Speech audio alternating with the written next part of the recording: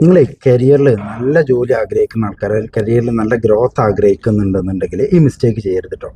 ഇന്ന് എനിക്കൊരു CV കിട്ടി. അതായത് ആൾക്ക് 2 ഡിഗ്രി ഉണ്ട്, 2 മാസ്റ്റേഴ്സ് ഡിഗ്രി ഉണ്ട്, അറൗണ്ട് 4 വർഷത്തെ 2 വർഷത്തെ എക്സ്പീരിയൻസും ഉണ്ട്.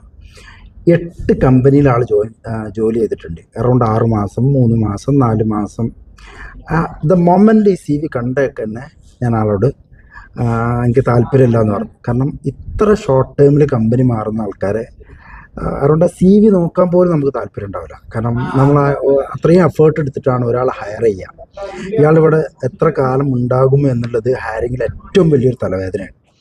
അപ്പം നിങ്ങൾ പരമാവധി നമ്മൾ നല്ല ഡ്രീം കരിയർ ചൂസ് ചെയ്യുക, കഴിയുന്ന അത്ര കാലം അവിടെ നിൽക്കാൻ നോക്കുക. ആ കമ്പനിയിൽ നിന്ന് നല്ലൊരു ഗ്രോത്ത് കിട്ടുന്നില്ല, നമ്മൾക്കനുസരിച്ചൊരു ഗ്രോത്ത് കിട്ടുന്നില്ല എന്നുണ്ടെങ്കിൽ മാത്രമേ ആ കമ്പനി വിടാൻ പാടുള്ളൂ. കാരണം എന്തുകൊണ്ട് ആ കമ്പനി വിട്ടു എന്നുള്ളത് ഏറ്റവും വലിയൊരു ചോദ്യമാണ്.